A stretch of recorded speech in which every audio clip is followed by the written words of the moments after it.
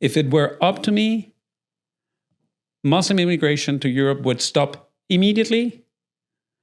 Anybody who is not willing to integrate and leave that culture behind, that ideology behind. Mm-hmm. That's the other thing too. When we discuss Islam, we cannot equate it with racism, because you cannot stop being black. I cannot stop being beige. I cannot stop being 5'6". You cannot stop whatever. But an Arab or an Indonesian Muslim or whatever can say, you know what? I don't believe in this ideology anymore. I want to integrate myself into this country, be a productive member of society, love my human beings like I love myself and my family. This is all absolutely possible. It's mutable. Correct. It's a mutable characteristic. Therefore, we cannot be talking about racism or discrimination. Therefore, the word Islamophobia makes as little sense as Nazi phobia. Right.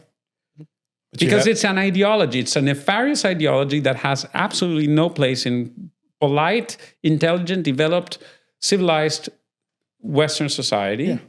And it needs to be outrooted and laughed out of polite company once and for all.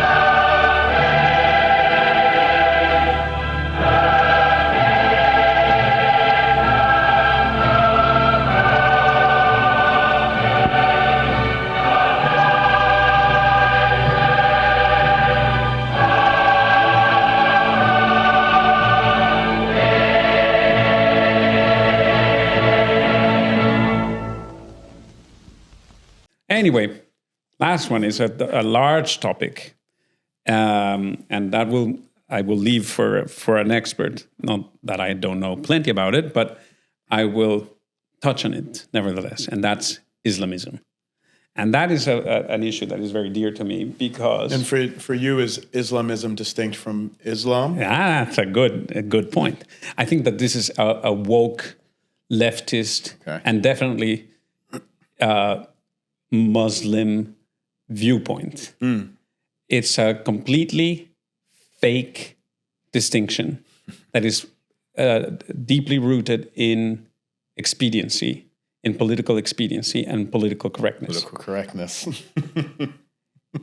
If Islamism is somehow different from Islam, then Muhammad himself was not a Muslim, but not a Muslim, because he was definitely an Islamist. Because he definitely believed that not only that the Quran was the final and most perfect revelation of God, and that as a result, and this is what he believed and enforced, that Islam is the only true way, and that it has to be imposed upon all of humanity for there to be peace. This is one of the reasons why Islam is the favorite religion of the left, is because Islam has a practice called taqiyya that allows them, it's a principle, that allows Muslims to lie about the true nature of their religion in order to not expose the negative truths or the inconvenient or distasteful truths about their religion, right? And one of the first and most disingenuous ideas is to present again this ridiculous distinction between Islamism and Islam. We need to look at the origins of Islam. You know, whenever I talk to people who are virtue signaling about but Muslims are our brothers and sisters, and not all Muslims are extremists. Yeah, I agree. If all Muslims were extremists, we would all be dead. We would be in trouble. But the problem is that estimates are that between 15 to to 25% of the 1.8 billion Muslims in the world are extremists. That's a population larger than the entire population of the United States of people who are committed to destroying Western civilization. That's an awful lot of people. And these people are following on the example of Muhammad. So whenever I talk about Islam with people who are completely ignorant about them, I ask them this question. What is year zero for Islam? Do you know? Mm-mm. So what is year zero in Christendom? Would you explain that more? What do you mean? What is my zero? Where does our calendar start? When? With what? It starts historical event? With the life of Christ. With the birth. The birth of Christ. Right? The birth of Jesus. That's year zero for Christendom, BC, for Western civilization. Yeah.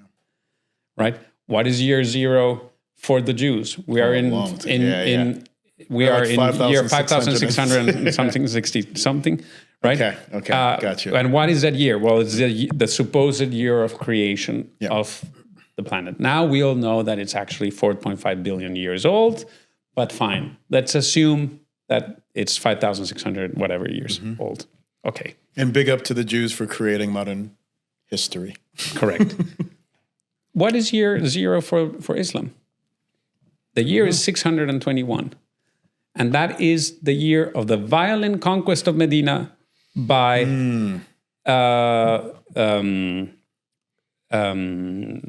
Muhammad and his forces. Muhammad started as a spiritual preacher who wanted to bring monotheism to the Arabian Peninsula. And he basically plagiarized. He was a criminal in many ways. So he was a pedophile and a plagiarist and a genocidal maniac. And so he plagiarized the good aspects of Christianity and Judaism in order to try to bring new followers to his faith. He was ridiculed, ostracized, etc. He grew ever more resentful and nevertheless kept on proselytizing, right? Up to the point where in 621 he was strong enough to conquer Medina. And that year is year zero, right? Not only that, the Quran contains verses from both the earlier peaceful spiritual era of Mecca and those of Medina. And it's Surah 9, verse 5, the so-called verse of the sword that says, that establishes the doctrine of abrogation, whereby Muhammad says, from now on, everything that I taught you up until this point, null and void, no longer good, no longer valuable, no longer enforceable. From now on, he brings the sword onto the conversation, onto the table. And from now on, Islam has to be imposed at all costs. This is how Islam, within 100 years, right, within its first 100 years, goes from just being in the Arabian Peninsula to all the way to the Indian subcontinent, right? And also then all the way to the Iberian Peninsula. So this is like a New Testament of bloodshed. Correct. So much so that Muhammad is credited by his followers who admire him and who think of him as the most perfect human being as personally having participated as a warlord in over 24 battles, including the battle against the Banu Qurayza Jewish tribe that shunned him and that resulted in Muhammad himself, according to Muslim tradition, beheading more than 600, between 600 and 800 members of the Jewish Banu Qurayza tribe. Gee, I wonder where we get Muslim anti-Semitism from. I also wonder where we get the predominance of pedophilia in the Muslim community. Well, let me see. Muhammad was over 50 years old when he married Aisha, who was only 6 years old at the time. And granted, Islamic sources claim that he consummated the marriage when she was 9. Oh, well. Yay, what a gentleman. That was great. For a 50-year-old pervert to have sex. No, not to have sex. To rape a 9-year-old girl. Because I'm sorry, yes, people in the past had children when they were younger. 13, 14. Of course. But 9? That's crazy. Is crazy. It's prepubescent even back in the day. Human biology has not changed that much. So now why do we see in the UK leftist governments, and also, to be fair, conservative governments, trying to hide the fact that for decades, Asian, which is UK politically correct code for Pakistani or Muslim. Yep. Right? They want you to think Asian what? North Korean? Yeah, no. South Korean? Vietnamese? Burmese? No. Muslims. Muslim gangs have been raping and even killing and otherwise molesting thousands upon thousands of white, ethnic, British girls.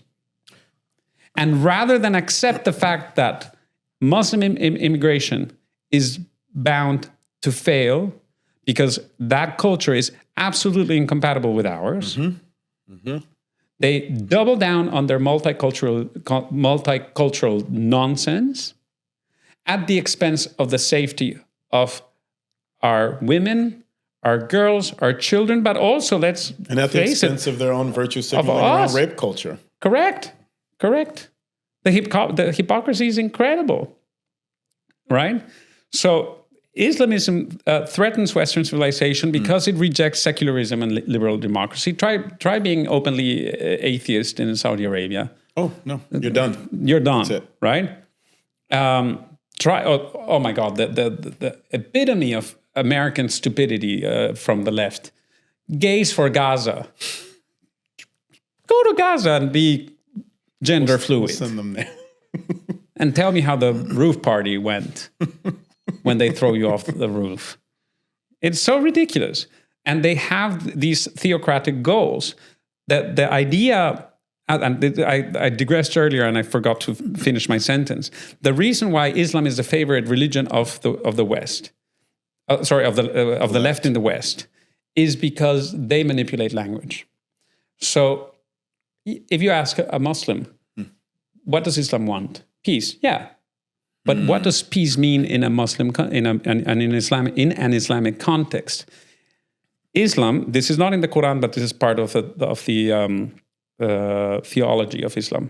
They divide the world into Dar al-Islam and Dar al-Harb, the house of the abode of Islam and the abode of war. So there is peace in the countries where Islam reigns supreme, and there is none where Islam doesn't. And in order to usher, because you said is how it was spread global peace, we must make sure that the entire world submits to Islam, either by conversion, voluntary conversion, which, by the way, can be done very easily because all it takes is to recite the Shahada and then you're a Muslim. Then all it suffices to say, footnote for the Muslims watching me, I'm only saying this for educational purposes. I'm not converting into Islam. I would rather choke on birthday cake.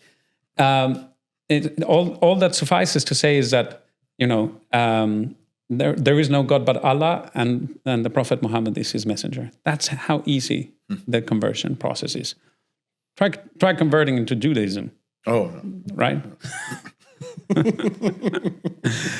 There are scales of difficulty. Judaism doesn't require a dowry like some religions, like Scientology does, or even Catholicism. But it's very easy to convert. But nevertheless, if you insist and say no, I'm not going to convert, then you have two options: live in a state of dimitude, which means you're a second-class citizen. What many people don't know, for example, is that the yellow star that the Nazis made the Jews wear is Islamic in origin. I did not know that. In Islamic societies, Jews had to wear distinctive ribbons to make them stand out as Muslims, and they had to follow certain rules that would make it manifest that they were second-class citizens. Huh. How is this compatible with égalité, fraternité? Right. How? It makes absolutely no sense. And again, and then obviously the third option, if it's not conversion or dimitude, is death. Oh, right. Great. Right. How generous. How is this compatible with the West? Right? So wherever you look in the world, the largest numbers of terrorist groups are all Islamic nowadays. Nowadays, you have somebody like Breivik in Norway, who was a white supremacist. And then the leftards, the libtards and the woketards are like, well, see, there's terrorism in every group. Right. Yeah, right. That's what's called a statistical outlier. And for every white supremacist terrorist, we have literally dozens of thousands of Islamic terrorist attacks being perpetrated. More than 40,000 since 9/11 alone worldwide. More than 40,000 terrorist attacks. And even if they don't look Islamic, the Uyghurs don't look Islamic. Right, they look Chinese. Correct. But they're absolutely Islamic. Correct, right. And another statistic that a lot of people are not even aware of. Mostly people go like, again, the woketards are like, you're just against brown people. Why? Because they assume mistakenly that all Arabs are Muslims and all Muslims are Arabs. Well, it's not true. There are plenty of Arabs who are not Muslims. But also, Muslim Arabs only comprise 20% of the entire population of the world's 1.8 billion Muslims. And the most populated country, Islamic country on earth, is in Asia. It's Indonesia. That's right. Does anybody know this? No. They just go along with what Ilhan Omar and Rashida Tlaib tell them. It's preposterous. Well, they want to be part of the squad. Exactly. And so Islamism also suppresses free speech. Again, try to speak out against the Quran. Yeah. Honestly, not too long ago in Sweden, a guy who constantly posted on X, on Twitter and social media messages against Islam got killed during a live episode that he was filming on TikTok. That's right. And he was from Iraq. Yeah. Iraq, Let's not even talk about the oppression of women under Sharia law. Exactly what I was going to bring up. Right? Women under Sharia, if a woman is raped, she needs to produce at least 4 witnesses. If she's unable to produce 4 witnesses and she denounces her rape, she is guilty of adultery. Yep. And because she's guilty of adultery, she can be stoned to death. Stoning. Why do otherwise thinking decent people in the West defend this nefarious death cult from the Middle Ages? Almost like a disease. It absolutely, it's Stockholm disease. Syndrome, it's Medina Syndrome. It needs to be renamed. No longer Stockholm Syndrome, it's Medina Syndrome, right? And the worst part of it all is that this nonsense is also being pushed by not clearly jihadi organizations like CARE, the Council for American Islamic Relations in this country, which is a branch of the Muslim Brotherhood. Organizations that are forbidden in now more progressive, quote unquote, progressive countries like the United Arab Emirates. So it turns out that the European West and America under the Democrats, and Canada for sure under Justin Trudeau,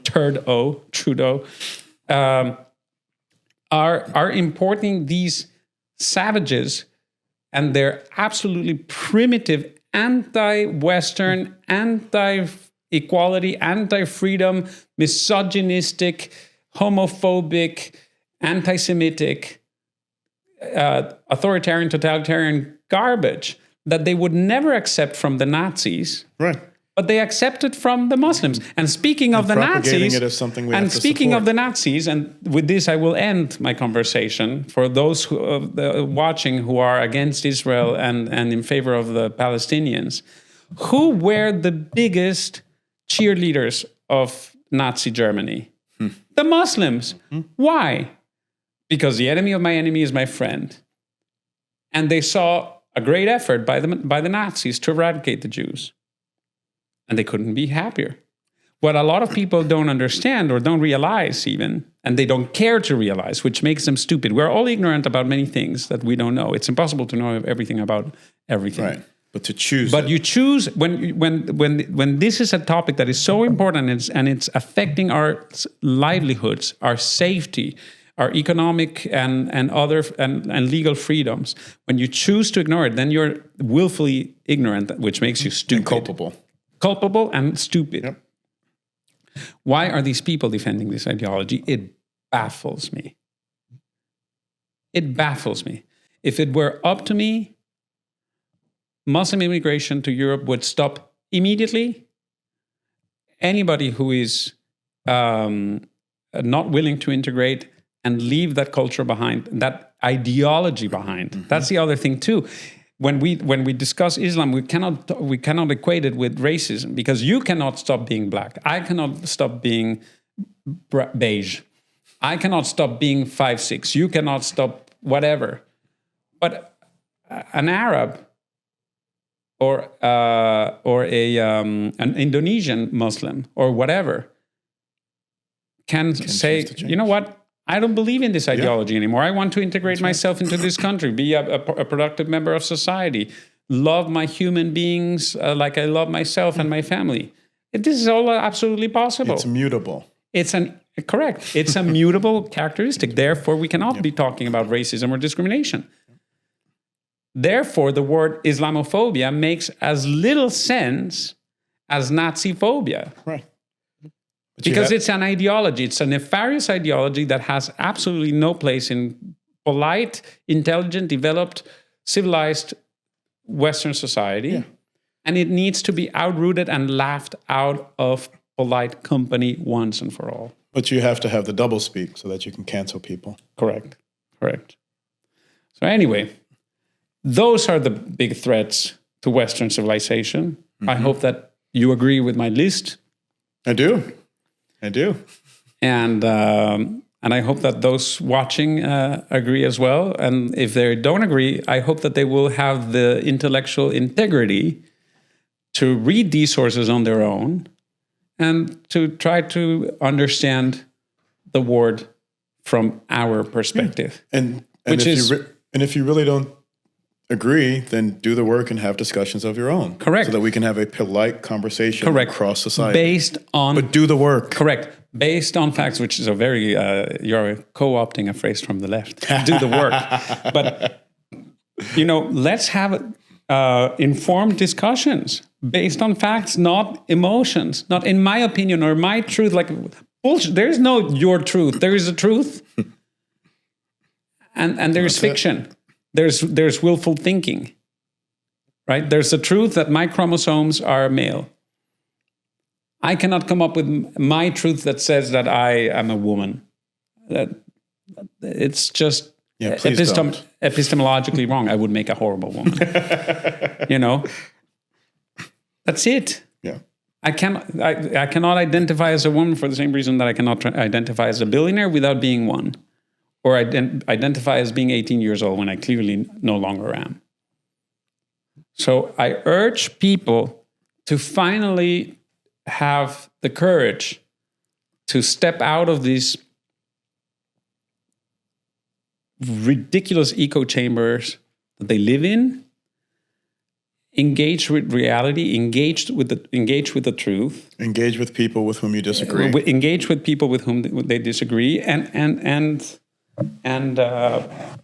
argue, as I said, dispassionately with facts and not emotions. And if you're someone who really holds on to one of these pieces of your identity, please try to find something in you that has nothing to do with that, because that's going to be what makes you human. Correct. I'm not human because I'm black. I'm human because I'm human. Correct. And you're my friend not because you're black. You know, we have another former mutual friend of mine, probably still friend of yours, I don't know, who unfriended me in the nastiest possible way because the woke convinced him that since I'm literally Hitler, because I speak the truth, the only reason why I was his friend was because I was tokenizing him and I wanted to use him and instrumentalize him to prove to the world that I'm not racist. This is such nonsense. Nonsense. In you, I see a dear, dear friend and basically a brother for whom I would give a kidney. If I were a racist, I would never even think of uttering that, let alone in front of hopefully soon to be thousands of people. You've even hugged me before off camera. Oh, wow. You know, I've shared so many dinners with you. I've shared so many glasses of wine, so many conversations. We've done so many things together other than traveling. We've never traveled together. But when I talk to you, I just talk to a human being that I adore and whose intellect I respect. That's it. And I really hope that more people would see that this is the way that conservatives in general, yes, there are some bad apples, but this is the way conservatives view the world. Yes. And this is the reason they won. Correct. This is actually the reason they won. Correct. And this is the reason why it is absolutely preposterous for magazines to, for example, publish cropped pictures of the New York Young Republican Club's gala, and present them at the new mean white kids, cropping out all the black people that are part of our club. Yep. That was insidious. Absolutely. Absolutely insidious. It's disgusting. And, you know, I organize on a regular basis events for my club. I'm an associate member because I'm more than 40, for the New York Young Republican Club.